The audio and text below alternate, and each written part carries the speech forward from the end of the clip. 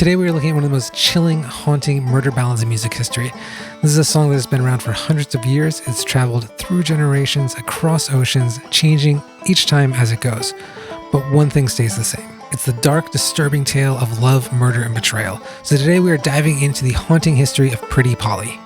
A young woman falls in love. A man makes promises he never intends to keep. And deep in the woods, a freshly dug grave is waiting. Pretty Polly, like many old American songs, has its roots in British folk tradition, originally known as the Gosport Tragedy or the Cruel Ship's Carpenter.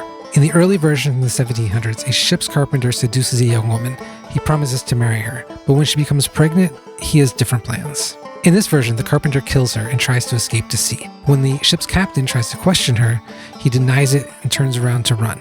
When he turns around, the ghost of Polly is waiting there to rip him to shreds. Interesting thing about this song is many old English folk songs had supernatural elements, like the Ghost of Polly, for example. When they came to America, very oftentimes those supernatural elements were dropped. This is one of the few songs where many early versions of the song in the Americas feature Polly's ghost. But when this ballad crossed over to the Appalachian Mountains, it took on an even darker, more intimate tone. In this version, Polly isn't tricked by a sailor. She's led into the woods by her lover, Willy. Willy lures her with promises of marriage, but as they walk deeper into the woods, Polly begins to realize something is wrong. They stop at a shallow grave Willy has already dug. In my mind, this is what makes Pretty Polly so haunting, so creepy. When you look at a lot of American murder ballads, they're usually crimes of passion. So Wild Bill Jones, for example, a jealous lover loses his mind, guns down a rival. In Pretty Polly, it's premeditated. Willy has this planned out as they go into the woods. In my favorite version of this song, Polly does get her revenge. She torments Willy, or he is hanged for his crimes. In some, he just gets away with it. But one thing remains constant. This song is a warning. It's a chilling reminder of how quickly trust can turn deadly. But it's not just the story of Pretty Polly that makes this song so unforgettable. It has a wonderful melody. We use Sawmill tuning, which is our standard G tuning with the second string tuned up half a step. This gives it neither a major or a minor feel. And what's really interesting about that is this creates this tension. It's the same sort of tension that's in the story of the song. Our brain wants the song to resolve to either major or minor, and it never does. It just causes this tension to build as you hear the song.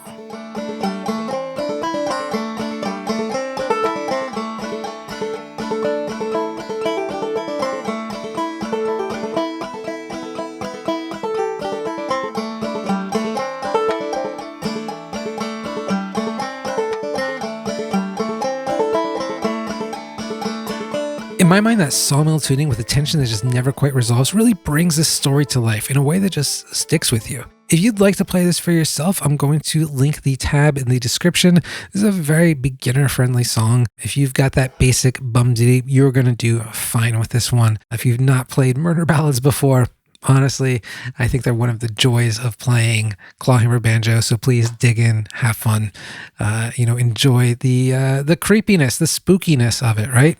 So why has Pretty Polly endured for hundreds of years?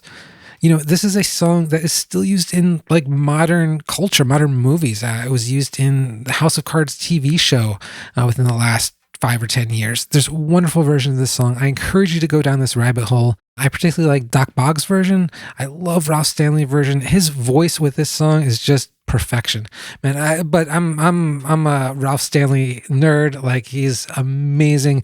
Any version he does is going to be probably my favorite version.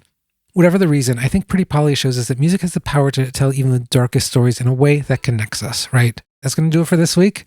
I will see you next week. Let me know how you get on with the tab, and we'll talk soon.